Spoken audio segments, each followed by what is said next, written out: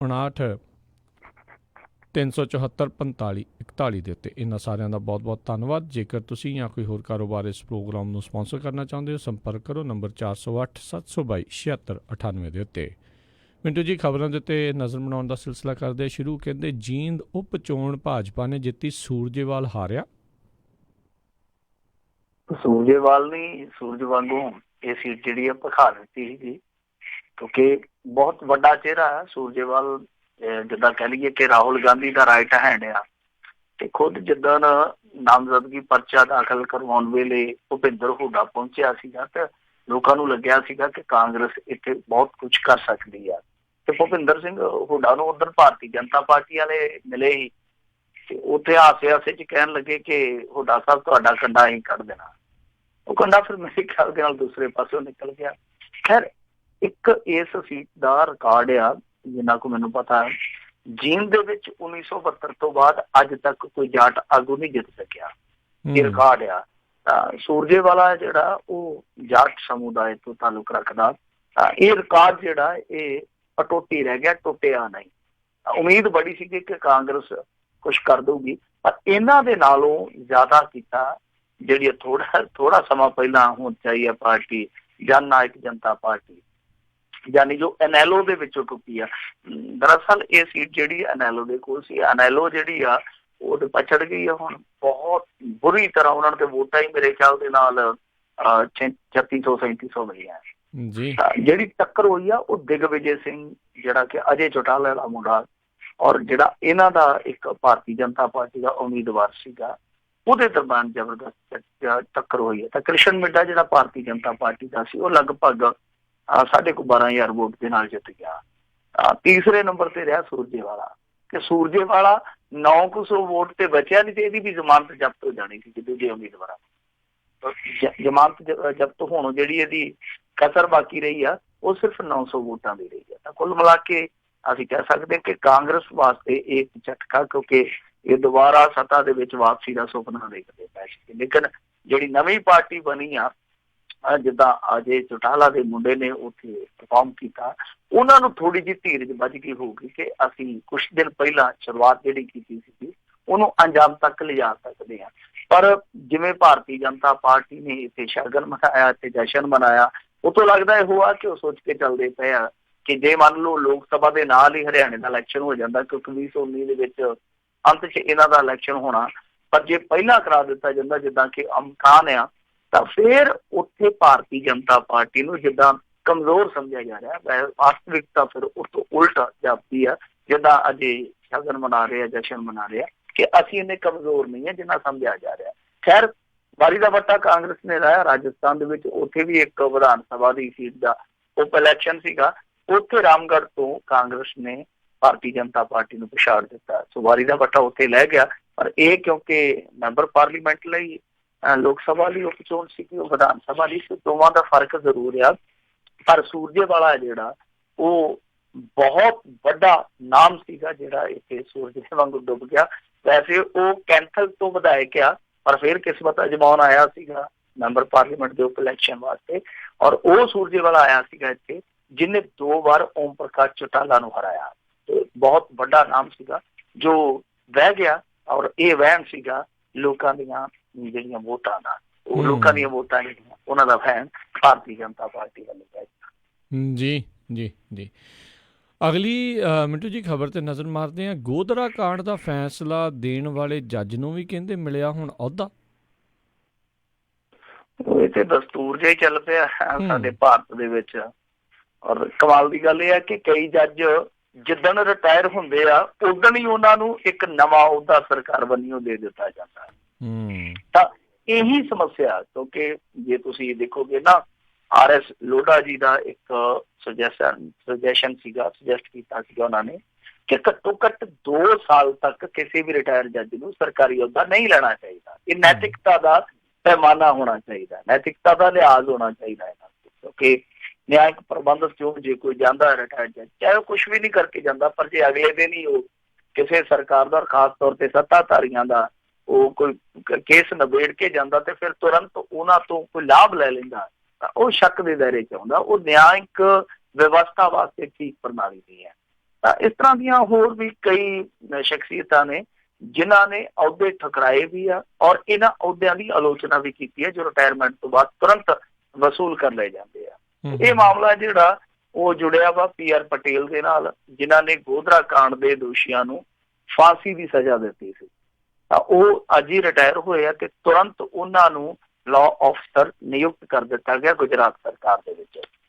ਹਾਲਾਂਕਿ ਇਹ ਕਹਿੰਦੇ ਆ ਕਿ ਦੇਖੋ ਜੀ, ਮੈਂ ਸਿਰਫ ਨਿਗਰਾਨੀ ਕਰਨੀ ਆ, ਮੈਂ ਕਿਸੇ ਫੈਸਲੇ ਨੂੰ ਅੰਜਾਮ ਤੱਕ ਨਹੀਂ ਲਿਜਾਣਾ, ਪਰ ਨਿਗਰਾਨੀ ਕਰਦਿਆਂ ਮੰਨ ਲਓ ਜੇ ਕੋਈ ਉਹ ਕੇਸ ਆਉਂਦਾ ਹੈ ਜਿਹੜਾ ਕੇਸ ਇਹਨਾਂ ਨੇ ਪਹਿਲਾਂ ਅਦਾਲਤ 'ਚ ਵੇਖਿਆ, ਉਹਦਾ ਕੀ ਕਰਨਗੇ? ਜਾਂ ਫਿਰ ਛੱਡਣਗੇ?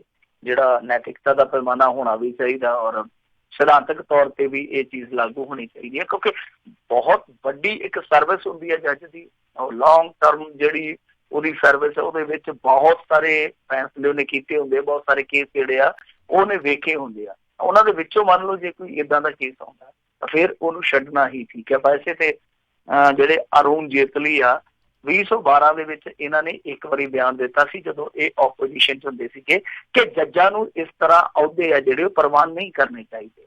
ਤਾਂ 12 ਤੋਂ ਬਾਅਦ ਅੱਜ 19 ਆ।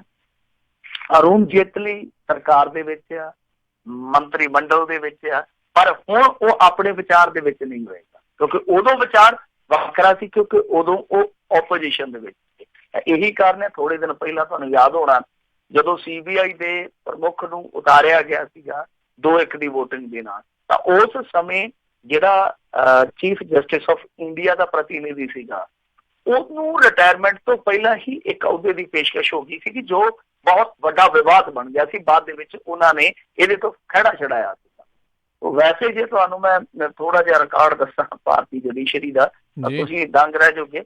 ਇਹ 66 ਸਾਲਾਂ ਦੇ ਵਿੱਚ ਸੁਪਰੀਮ ਕੋਰਟ ਦੇ 70 ਜੱਜਾਂ ਨੂੰ ਸੇਵਾ ਮੁਕਤੀ ਤੋਂ ਬਾਅਦ ਨਵਾਂ ਅਹੁਦਾ ਮਿਲਿਆ। 66 ਸਾਲਾਂ ਦੇ ਵਿੱਚ ਸੁਪਰੀਮ ਕੋਰਟ ਦੇ 70 ਜੱਜਾਂ ਨੂੰ। ਸੋ ਇਹ ਬਹੁਤ ਵੱਡਾ ਇੱਕ ਕਹੀਏ ਕਿ ਚਰਚਾ ਦਾ ਵਿਸ਼ਾ ਹੋਣਾ ਚਾਹੀਦਾ, ਬਹੁਤ ਵੱਡਾ ਬਹਿਸ ਦਾ ਵਿਸ਼ਾ ਹੋਣਾ ਚਾਹੀਦਾ ਕਿ ਕੀ ਮਹੱਤਵਪੂਰਨ ਕੇਸਾਂ ਨੂੰ ਵੇਖਣ ਵਾਲੇ ਜੱਜ, ਮਹੱਤਵਪੂਰਨ ਫੈਸਲੇ ਦੇਣ ਵਾਲੇ ਜੱਜ ਤੁਰੰਤ ਉਹਨਾਂ ਲੋਕਾਂ ਤੋਂ ਅਹੁਦਾ ਲੈ ਲੈਣ ਜਿਹੜੇ ਇਹਨਾਂ ਮਾਮਲਿਆਂ ਨਾਲ ਜੁੜੇ ਹੋਣ ਜਾਂ ਉਹਨਾਂ ਦੇ ਸਰੋਕਾਰ ਜੁੜੇ ਹੋਣ।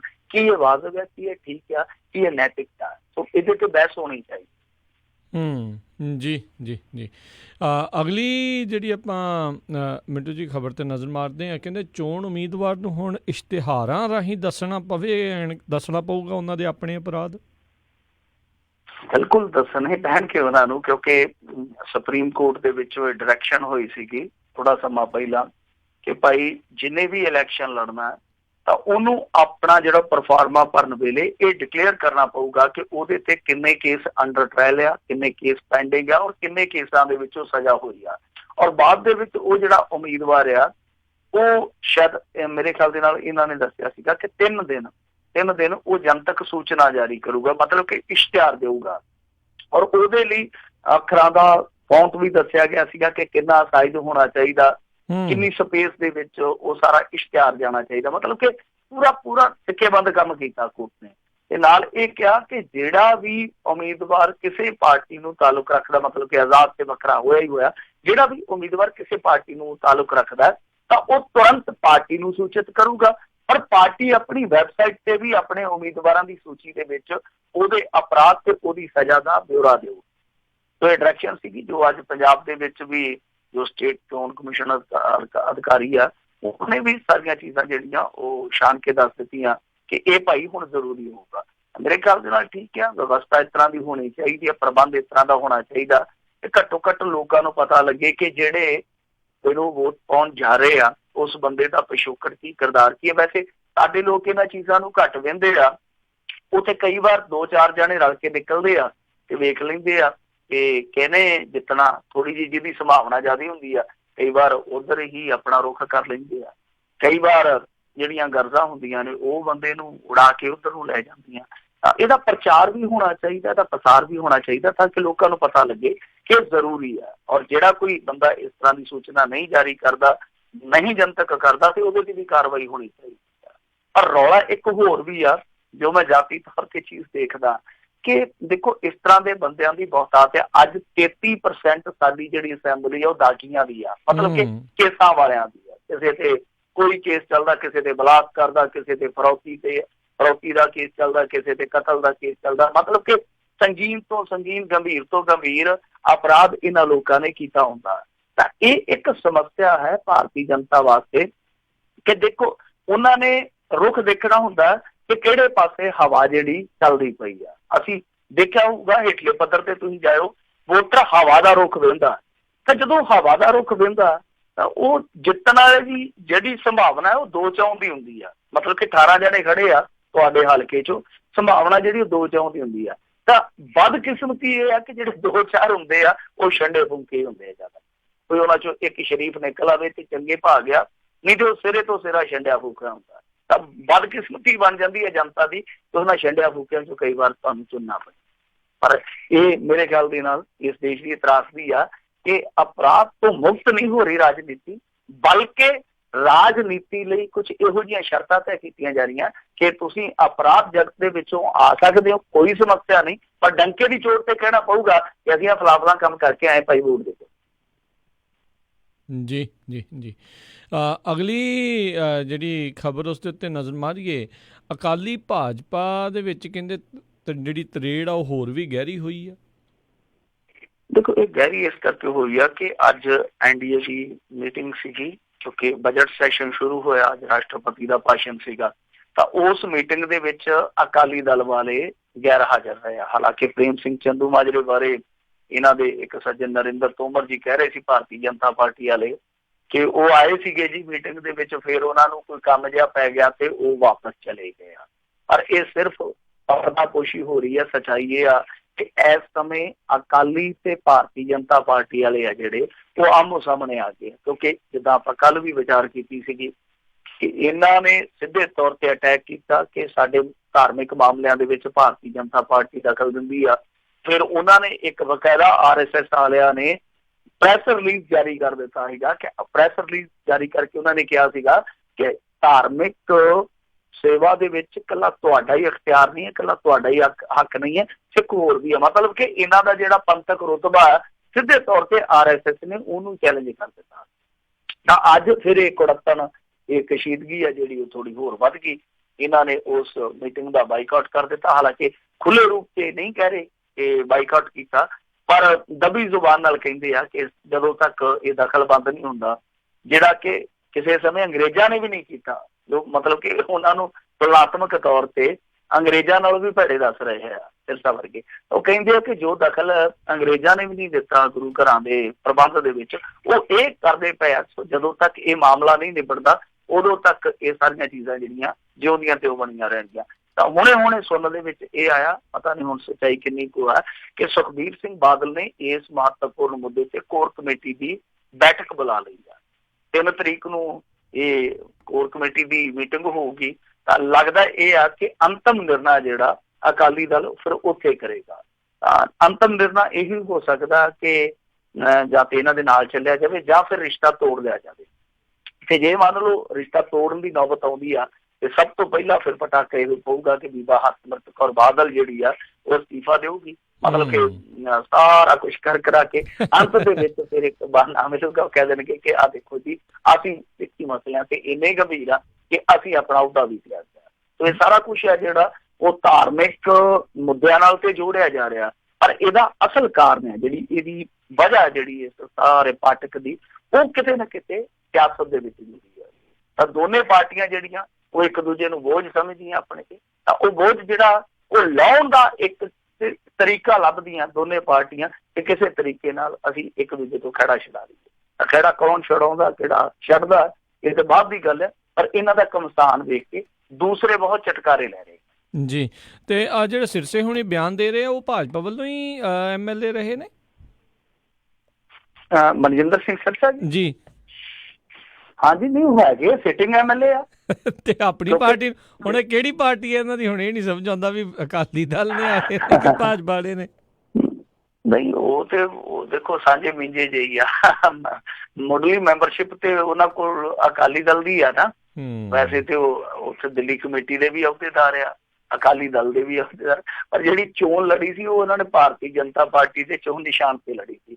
ਤਾਂ ਕੋਟੇ 'ਚ ਜੇ ਆਪਾਂ ਦੇਖੀਏ ਤਾਂ ਜਿਹੜਾ ਕੋਟਾ ਹੁੰਦਾ ਕੋਟੇ 'ਚ ਉਹ ਗਿਣੇ ਜਾਣਗੇ ਭਾਰਤੀ ਜਨਤਾ ਪਾਰਟੀ। ਜੀ ਕੋਈ ਵੱਡੀ ਗੱਲ ਨਹੀਂ ਆ, ਏਦਾਂ ਚੱਲੀ ਜਾਂਦਾ ਕੰਮ। ਪਰ ਕਿੰਨੀ ਹਾਸੋਹੀਣੀ ਗੱਲ ਆ ਕਿ ਇਹ ਮਨਜਿੰਦਰ ਸਿੰਘ ਸਿਰਸਾ ਉਹ ਬੋਲ ਰਹੇ ਆ ਭਾਰਤੀ ਜਨਤਾ ਪਾਰਟੀ ਵਾਲੇ ਜਿਹੜੇ ਕਦੇ ਡਿਫੈਂਡ ਕਰਦੇ ਰਹੇ ਆ। ਕਿਉਂਕਿ ਜਦੋਂ ਵੀ ਇਸ ਤਰ੍ਹਾਂ ਜਥੇਬੰਦੀਆਂ ਦੋਸ਼ ਲਾਉਂਦੀਆਂ ਸੀ ਜਾਂ ਹੋਰ ਸਿੱਖ ਦੋਸ਼ ਲਾਉਂਦੇ ਸੀ, ਇਹ ਕਹਿੰਦੇ ਸੀਗੇ ਕਿ ਇਹ ਹਿੰਦੂ ਸਿੱਖ ਏਕਤਾ ਦੇ ਵਿਰੋਧੀ ਆ, ਇਹ ਦੇਸ਼ ਧਰੋਹੀ ਆ, ਫਲਾਂ ਟਮਕਾ। ਇਹਨਾਂ ਦੇ ਬੰਦੇ ਇਸ ਤਰ੍ਹਾਂ ਡਿਫੈਂਡ ਕਰਿਆ ਕਰਦੇ ਸੀ, ਪਰ ਹੁਣ ਆਪ ਹੀ ਪਿੱਟ ਖਲੋਤੇ ਆ। ਜੀ ਤੇ ਮਿੰਟੂ ਜੀ, ਜਿਹੜਾ ਢੀਂਡਸੇ ਹੋਣਾ ਦੇ ਉੱਤੇ ਵੀ ਡੋਰਾ ਪਾਇਆ ਜਾ ਰਿਹਾ, ਕਹਿ ਸਕਦੇ ਹਾਂ ਫੂਲਕਾ ਹੋਣਾ ਦੇ ਉੱਤੇ ਵੀ, ਕੀ ਇਹ ਅਕਾਲੀ ਦਲ ਦਾ ਤੋੜ ਲੱਭਿਆ ਜਾ ਰਿਹਾ ਭਾਜਪਾ ਵੱਲੋਂ? ਦੇਖੋ, ਇਹੀ ਅਸਲ ਵਜ੍ਹਾ ਮੈਂ ਤੁਹਾਨੂੰ ਦੱਸਿਆ ਨਾ ਕਿ ਇਹਦੇ ਕਾਰਨ ਜਿਹੜੇ ਆ ਉਹ ਸਿਆਸਤ ਦੇ ਵਿੱਚ ਪਏ ਆ। ਤਾਂ ਜਿਹੜਾ ਇਹ ਪਾਟਕ ਵਧਿਆ ਵੈਸੇ ਤੇ ਤੁਸੀਂ ਦੇਖੋ ਇਤਿਹਾਸ ਚੁੱਕ ਕੇ, ਅਤੀਤ ਚੁੱਕ ਕੇ ਦੇਖੋ, ਇਹਨਾਂ ਦਾ ਰਿਸ਼ਤਾ ਜਿਹੜਾ ਉਹ ਪਹਿਲਾਂ ਹੀ ਬਹੁਤ ਜ਼ਿਆਦਾ ਕਹਿ ਲਈਏ ਕਿ ਤਰੇੜਿਆ ਗਿਆ ਸੀਗਾ। ਜਦੋਂ ਇਹਨਾਂ ਨੇ ਭਾਰਤੀ ਜਨਤਾ ਪਾਰਟੀ ਵਾਲਿਆਂ ਨੇ ਅੰਮ੍ਰਿਤਸਰ ਦੇ ਵਿੱਚ ਨਸ਼ੇ ਦੇ ਮੁੱਦੇ ਤੇ ਰੈਲੀ ਰੱਖ ਦਿੱਤੀ, ਉੱਥੋਂ ਹੀ ਤਰੇੜ ਆ ਗਈ ਸੀ। ਫਿਰ ਬਾਅਦ ਚ ਅਕਾਲੀਆਂ ਨੇ ਚੱਕ ਕੇ BSF ਦੇ ਖਿਲਾਫ ਧਰਨਾ ਲਾ ਦਿੱਤਾ, ਤਾਂ ਉੱਥੋਂ ਹੀ ਕੰਮ ਇਹ ਸ਼ੁਰੂ ਹੋ ਚੁੱਕਾ ਇਹਦਾ। ਚਲਦਿਆਂ ਫਿਰ ਬੜੇ ਕਾਰਕ ਬਣ ਜਾਂਦੇ, ਬੜੇ ਕਾਰਨ ਬਣ ਜਾਂਦੇ ਆ। ਜੇ ਕਾਰਨ ਲੱਭਣਾ ਹੋਵੇ, ਇੱਕ ਇਹ ਵੀ ਕਾਰਨ ਹੋ ਸਕਦਾ ਕਿ ਸੀਟਾਂ ਦਾ ਦਬਾਅ ਵੀ ਭਾਰਤੀ ਜਨਤਾ ਪਾਰਟੀ ਵੱਲੋਂ ਬਣਾਇਆ ਜਾ ਰਿਹਾ ਸੀਗਾ। ਜਦੋਂ ਅੱਧ ਕਰੀਏ ਕਿਉਂਕਿ ਹਾਲ ਆਪਣਾ ਦੋਵਾਂ ਮਿੱਤਰਾਂ ਦਾ ਇੱਕੋ ਜਿਹਾ ਹੋਇਆ ਪਿਆ, ਤੇ ਫਿਰ ਸੀਟਾਂ ਦੀ ਬਾਤ ਘੱਟ ਕਰ ਦੋ। ਜੀ ਜੀ ਜੀ ਅਗਲੀ ਜਿਹੜੀ ਖਬਰ ਉਸ ਦੇ ਉੱਤੇ ਨਜ਼ਰ ਮਾਰੀਏ ਵੀ ਜਿਹੜਾ ਮਹੱਤਵਪੂਰਨ ਸੀਟਾਂ ਖੋਹਣ ਲਈ ਕਾਂਗਰਸ ਕਰੇਗੀ ਮੰਥਨ। ਇਹ ਵੀ ਹੁਣ ਮੰਥਨ ਕਰਨ ਜਾ ਰਹੇ ਆ। ਮੰਥਨ ਕੀ ਆ? ਮੱਥਾ ਮਾਰਨਾ ਇਹਨਾਂ ਨੇ ਸ਼ਨੀਵਾਰ। ਸੋ ਮੱਥਾ ਇਸ ਗੱਲ ਨੂੰ ਲੈ ਕੇ ਮਾਰਨਾ, ਮੱਥਾ ਖਪਾਈ ਇਸ ਗੱਲ ਨੂੰ ਲੈ ਕੇ ਕਰਨੀ ਆ ਕਿ ਕੁਛ ਮਹੱਤਵਪੂਰਨ ਸੀਟਾਂ ਨੇ, ਜਿੱਦਾਂ ਜਿਹੜੀ ਅਨੰਦਪੁਰ ਸਾਹਿਬ ਦੀ ਆ, ਫਿਰ ਜਿੱਦਾਂ ਬਠਿੰਡਾ ਦੀ ਆ, ਜਿੱਦਾਂ ਫਿਰੋਜ਼ਪੁਰ ਦੀ ਆ। ਫਿਰੋਜ਼ਪੁਰ ਦੇ ਵਿੱਚ ਸੁਨੀਲ ਜਾਖੜ ਪਿਛਲੀ ਦਫਾ ਖੁਦ ਸ਼ੇਰ ਸਿੰਘ ਘੁਬਾਇਆ ਤੋਂ ਹਾਰ ਗਿਆ ਸੀਗਾ, ਤੁਹਾਨੂੰ ਚੇਤੇ ਹੋਣਾ। ਅਨੰਦਪੁਰ ਸਾਹਿਬ ਤੋਂ ਪ੍ਰੇਮ ਸਿੰਘ ਚੰਦੂ ਮਾਜਰਾ ਜੇਤੂ ਰਿਹਾ ਸੀਗਾ, ਤੇ ਬਠਿੰਡਾ ਦੇ ਵਿੱਚੋਂ ਇੱਕ ਬੜਾ ਹਾਈ ਪ੍ਰੋਫਾਈਲ, ਹਾਈ ਵੋਲਟੇਜ ਮੁਕਾਬਲਾ ਵੇਖਣ ਨੂੰ ਮਿਲਿਆ ਸੀਗਾ, ਜਿੱਥੇ ਬੀਬਾ ਹਰਸਿਮਰਤ ਕੌਰ ਬਾਦਲ ਨੇ ਮਨਪ੍ਰੀਤ ਬਾਦਲ ਨੂੰ 20,000 ਵੋਟ ਤੇ ਹਰਾ ਦਿੱਤਾ ਸੀਗਾ। ਸੋ ਇਹ ਤਿੰਨ ਜਿਹੜੀਆਂ ਸੀਟਾਂ ਨੇ ਇਹ ਅਕਾਲੀਆਂ ਦੇ ਕੋਲ ਆ। ਖਡੂਰ ਸਾਹਿਬ ਵਾਲੀ ਸੀਟ ਦਾ ਤੁਹਾਨੂੰ ਪਤਾ ਹੀ ਆ ਕਿ ਉੱਥੇ ਅਲੱਗ ਰੌਲਾ ਜਿਹੜਾ ਚੱਲਦਾ ਹੀ ਪਿਆ, ਉੱਥੋਂ ਤੇ ਇਹਨਾਂ ਦੇ ਬੰਦੇ ਬਾਕੀ ਹੋ ਕੇ ਅਕਾਲੀਆਂ ਦੇ। ਤਾਂ ਉਹ ਸੀਟ ਜਿਹੜੀ ਆ ਉਹ ਮੰਨ ਕੇ ਚੱਲ ਰਹੇ ਆ ਅਕਾਲੀ ਕਿ ਹੁਣ ਅਕਾਲੀਆਂ ਕੋਲ, ਮੰਨ ਕੇ ਚੱਲ ਰਹੇ ਕਾਂਗਰਸੀ ਕਿ ਅਕਾਲੀਆਂ ਕੋਲ ਸ਼ਾਇਦ ਨਹੀਂ ਜਾਏਗੀ ਖਡੂਰ ਸਾਹਿਬ ਵਾਲੀ। ਤਾਂ ਇਹਨਾਂ ਤਿੰਨ ਸੀਟਾਂ ਤੇ ਦੱਸਦੇ ਆ ਕਿ ਇਹਨਾਂ ਦਾ ਜ਼ਿਆਦਾ ਫੋਕਸ ਆ ਕਿ ਕਿਸੇ ਤਰੀਕੇ ਦੇ ਨਾਲ ਇਹ ਖੋਲੀਆਂ ਜਾਣ, ਕਿਉਂਕਿ ਮਿਸ਼ਨ 13 ਜਿਹੜਾ ਉਹ ਇੱਕ ਚੈਲੰਜ ਹੈ ਇਹਨਾਂ ਲਈ। ਚੈਲੰਜ ਲੈ ਕੇ ਚੱਲਦੇ ਪਏ ਆ ਕਿ ਇਹ ਤਿੰਨ ਸੀਟਾਂ ਜਿੱਤੇ ਅਕਾਲੀ ਦਲ ਮਜ਼ਬੂਤ ਸਥਿਤੀ 'ਚ ਰਿਹਾ ਪਿਛਲੀ ਦਫਾ, ਤਾਂ ਉੱਥੋਂ ਇਹਨਾਂ ਦੀਆਂ ਚੂੜਾਂ ਕਿਸ ਤਰ੍ਹਾਂ ਹਲਾਈਆਂ ਜਾਣ।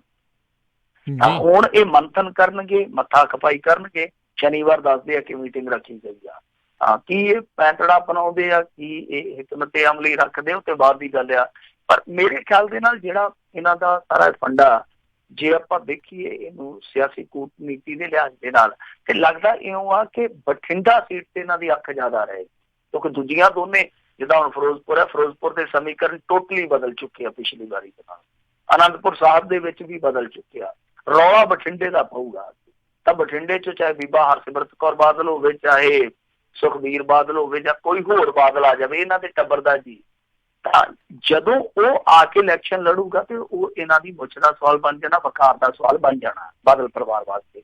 ਤਾਂ ਜੇ ਮੰਨ ਲਓ ਬਠਿੰਡੇ ਦੇ ਵਿੱਚ ਕਾਂਗਰਸ ਜਿਹੜੀ ਆ ਉਹ ਇਹਨਾਂ ਨੂੰ ਹਰਾ ਦਿੰਦੀ ਆ, ਤਾਂ ਫਿਰ ਇੱਕ ਤਰ੍ਹਾਂ ਨਾਲ ਕਹਿ ਲਈਏ ਨਾ ਕਿ ਸਿਆਸੀ ਨਕਸ਼ੇ ਤੋਂ ਇਹ ਬਾਦਲ ਪਰਿਵਾਰ ਹੈ ਜਿਹੜਾ ਬਿਲਕੁਲ ਮਿਟਣ ਦੇ ਕਗਾਰ ਤੇ ਪਹੁੰਚ ਜਾਏ, ਕਿਉਂਕਿ ਅੰਦਰੋਂ ਵੀ ਉਤਲ ਪੁਤਲ ਹੋਏਗੀ, ਬਾਹਰੋਂ ਬਹੁਤ ਜ਼ਬਰਦਸਤ ਦਬਾਅ ਪਾਏ। ਸੋ ਇਹੀ ਇਹਨਾਂ ਦੀ ਰਣਨੀਤੀ ਰਹੇਗੀ ਕਿ ਦੂਜੀਆਂ ਸੀਟਾਂ ਤੇ ਆਪਾਂ ਕਬਜ਼ੇ ਹਿੱਟ ਕਰੀਏ ਜਿਹੜੀਆਂ 2-3 ਹੈਗੀਆਂ, ਬਲਕਿ ਜਿਹੜੇ ਬਠਿੰਡਾ ਦਾ ਕਿਲ੍ਹਾ, ਬਠਿੰਡੇ ਦਾ ਅਬੇਦ ਕਿਲ੍ਹਾ ਜਿਹੜਾ ਭੇਜਿਆ ਨਹੀਂ ਜਾਂਦਾ, ਜਿਹਦੇ 'ਚ ਸੰਨ ਮਾਰੀ ਨਹੀਂ ਹੁੰਦੀ, ਕਿ ਉਹਦੇ ਵਿੱਚ ਵੀ ਸੰਨ ਲਾ ਕੇ ਇਹ ਕਿਲ੍ਹਾ ਜਿਹੜਾ ਉਹ ਫਤਿਹ ਕਰ ਦੇ। ਜੀ ਜੀ ਜੀ ਅਗਲੀ ਜਿਹੜੀ ਗੱਲ ਕਰਦੇ, ਕਹਿੰਦੇ ਗਿਆਨੀ ਇਕਬਾਲ ਸਿੰਘ ਨੇ ਆਪਣੇ ਤੇ ਲੱਗੇ ਦੋਸ਼ਾਂ ਨੂੰ ਨਿਰਮੂਲ ਦੱਸਿਆ। ਹੁਣ ਦੋਸ਼ ਪਤਾ ਸੀ ਕਿਹੜੇ ਆ, ਕਿਉਂਕਿ ਇਹਨਾਂ ਤੇ ਤਾਂ ਕਾਫੀ ਦੋਸ਼ ਲੱਗਦੇ ਰਹਿੰਦੇ ਆ। ਵੈਸੇ ਜਥੇਦਾਰ ਹੈ ਜਿਹੜੇ ਤੁਹਾਨੂੰ ਪਤਾ ਦੋਸ਼ਾਂ ਤੋਂ ਮੁਕਤ ਨਹੀਂ ਹੁੰਦੇ ਅੱਜ ਕੱਲ। ਜਿੱਦਾਂ ਹੁਣ ਅਵਤਾਰ ਸਿੰਘ ਹਿੱਤ ਦਾ ਮਾਮਲਾ ਸਾਹਮਣੇ ਆਇਆ, ਕਮਾਲ ਦੀ ਗੱਲ ਇਹ ਹੋਈ ਕਿ ਅੱਜ ਇੱਕ ਨਿਊਜ਼ ਵੈਬਸਾਈਟ ਨੇ ਖਬਰ ਲਾਈ ਹੋਈ ਆ, ਬਕਾਇਦਾ ਨਾਲ ਫੋਟੋ ਵੀ ਉਹਨਾਂ ਨੇ ਸ਼ਾਇਆ ਕੀਤੀ ਹੈ, ਕਿ ਅਵਤਾਰ ਸਿੰਘ ਹਿੱਤ ਨੇ ਜਿੱਥੇ ਨਿਤਿਸ਼ ਕੁਮਾਰ ਨੂੰ ਖਸ਼ਨੂਦੀ ਦੇਣ ਵਾਸਤੇ ਉਹਦੀ ਮਹਿਮਾ ਕੀਤੀ, ਇੰਨੀ ਮਹਿਮਾ ਕੀਤੀ ਕਿ ਗੁਰੂ ਸਾਹਿਬ ਨਾਲ ਤੁਲਨਾ ਕਰ ਗਿਆ। ਤਾਂ ਉਸੇ ਸਟੇਜ ਤੇ ਕਹਿੰਦੇ ਕਿ ਅਕਾਲ ਤਖ਼ਤ ਸਾਹਿਬ ਦੇ ਜਥੇਦਾਰ ਵੀ ਵਿਰਾਜਮਾਨ ਸੀ, ਜਿਹੜੇ ਐਕਟਿੰਗ ਜਥੇਦਾਰ ਆ। ਤਾਂ ਉਹਨਾਂ ਨੇ ਤਲਬ ਕਰਕੇ ਉਹਨੂੰ ਤਨਖਾਹ ਲਾ ਦਿੱਤੀ। ਕੀ ਗੱਲ ਹੈ ਕਿ ਉਸ ਸਮੇਂ ਤੁਹਾਡੇ 'ਚ ਇੰਨੀ ਜ਼ਰੂਰਤ ਨਹੀਂ ਸੀ, ਜੋ ਸਮੇਂ ਤੁਹਾਡੇ 'ਚ ਜਥੇਦਾਰੀ ਨਹੀਂ ਸੀ। ਇਹ ਬਹੁਤ ਵੱਡੇ ਸਵਾਲ ਆ। ਹਾਲਾਂਕਿ ਮੈਂ ਪੁਸ਼ਟੀ ਨਹੀਂ ਕਰਦਾ ਕਿ ਉਹ ਤਸਵੀਰ ਉੱਥੋਂ ਦੀ ਹੈ, ਪਰ ਨਿਊਜ਼ ਵੈਬਸਾਈਟ ਜਿਹੜੀ ਆ ਉਹ ਸਿਧਾਂਤਕ ਤੌਰ ਤੇ ਦੇਖੀਏ ਤਾਂ ਕਦੇ ਇਹੋ ਜਿਹੀਆਂ ਖਬਰਾਂ 'ਚ ਉਲਝੀ ਨਹੀਂ ਹੈ। ਖੈਰ, ਇਹ ਮਾਮਲਾ ਜਿਹੜਾ ਗਿਆਨੀ ਇਕਬਾਲ ਸਿੰਘ ਦਾ, ਤਾਂ ਗਿਆਨੀ ਇਕਬਾਲ ਸਿੰਘ ਦਾ ਮਾਮਲਾ ਵੀ ਇਹੋ ਜਿਹਾ ਹੀ ਆ, ਕਿਉਂਕਿ ਇਹਨਾਂ ਤੇ ਇੰਨੇ ਦੋਸ਼ ਆ ਨਾ, ਜਿੱਦਾਂ ਮੈਂ ਤੁਹਾਨੂੰ ਕਿਹਾ, ਇੰਨੇ ਇਹਨਾਂ ਦੇ ਵਿਵਾਦ ਆ। ਜੇ ਆਪਾਂ ਚਰਚਾ ਕਰਨ ਬਹਿ ਜਾਈਏ ਤੇ ਮੇਰੇ ਖਿਆਲ ਦੇ ਨਾਲ ਇੱਕ ਤਕੜਾ ਟਾਕ ਸ਼ੋ ਹੈ ਜਿਹੜਾ ਉਹ ਇਹਦੇ ਤੇ ਹੋ ਜਾਊਗਾ। ਇੰਨੇ ਇਹਨਾਂ ਦੇ ਵਿਵਾਦ ਆ। 2012 ਦੇ ਵਿੱਚ ਜਿਹੜਾ ਤਖਤ ਸ੍ਰੀ ਪਟਨਾ ਸਾਹਿਬ ਦਾ ਪ੍ਰਬੰਧਨ ਬੋਰਡ ਆ, ਉਹਨਾਂ ਨੇ ਇਹਨੂੰ ਬਦਲਣਾ ਚਾਹਿਆ ਸੀਗਾ। ਇਹਦੀ ਥਾਂ ਤੇ ਗਿਆਨੀ ਪ੍ਰਤਾਪ ਸਿੰਘ ਨੂੰ ਨਿਯੁਕਤ ਕਰਨ ਦਾ ਯਤਨ ਕੀਤਾ ਤੇ ਇਹਨੇ ਚੁੱਕ ਕੇ ਉਹ ਸਾਰਾ ਜਿਹੜਾ ਬੋਰਡ ਸੀ ਉਹ ਹੀ ਤਨਖਾਹੀਆ ਕਰਾਰ ਦੇ ਦਿੱਤਾ। ਇਹਦਾ ਲਾਜਾ ਕਰੋ।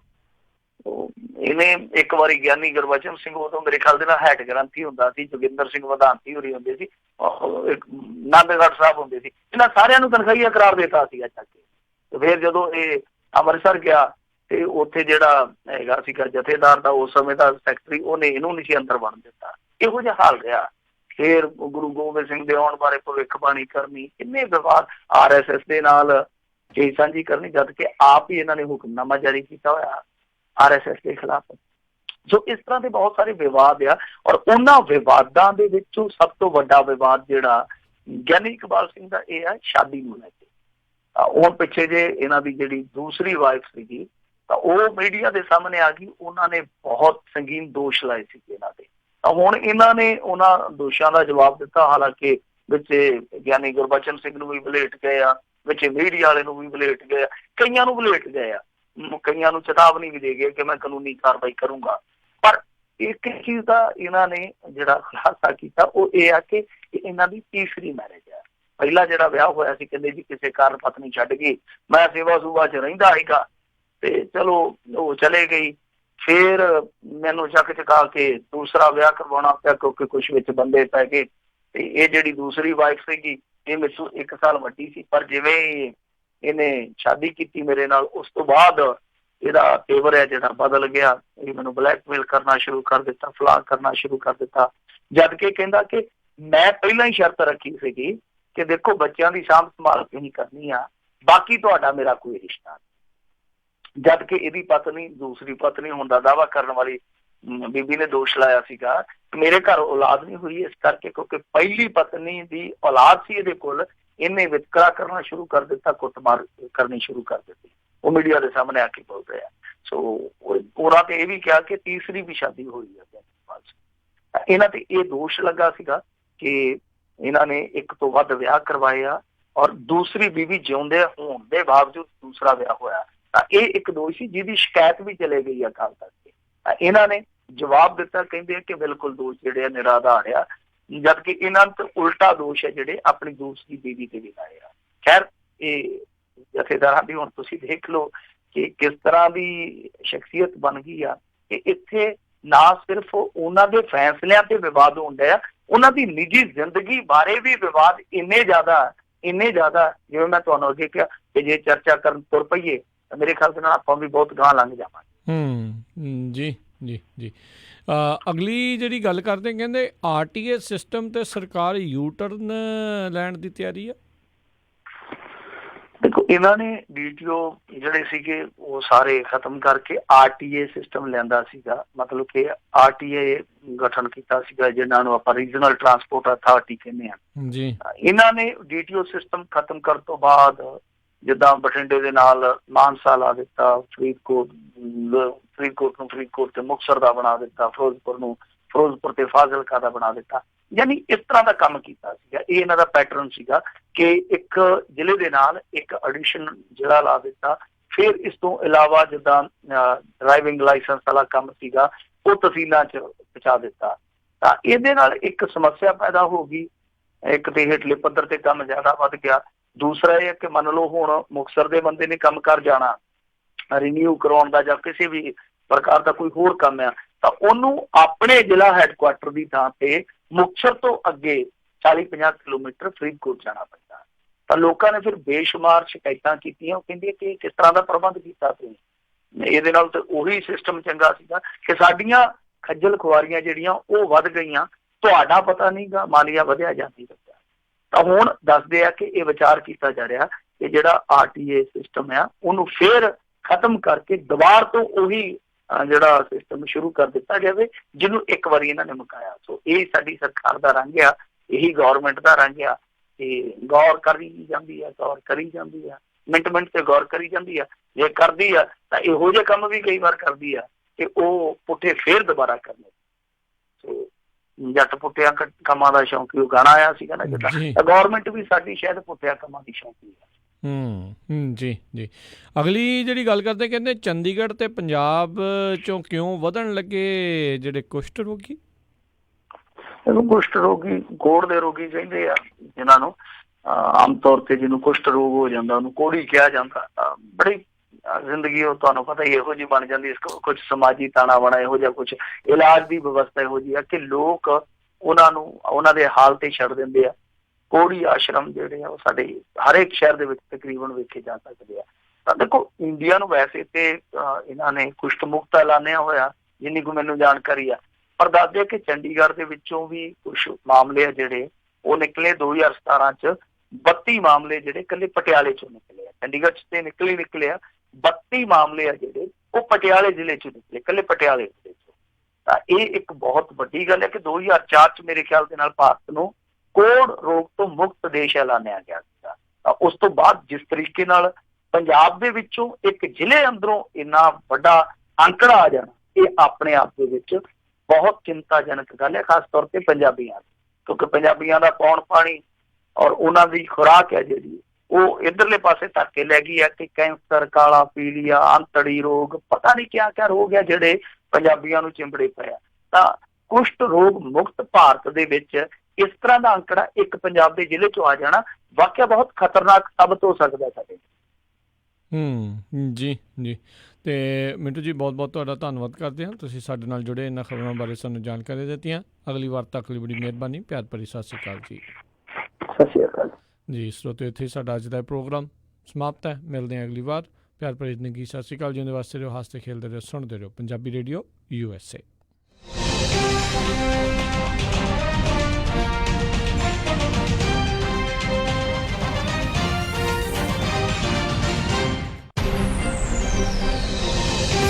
ਤੁਸੀਂ ਸੁਣ ਰਹੇ ਹੋ KOBO Yuba City 1450 AM, KIID Sacramento 1470 AM, KWRU Fresno 1300 AM, KLHC Bakersfield 1350 AM।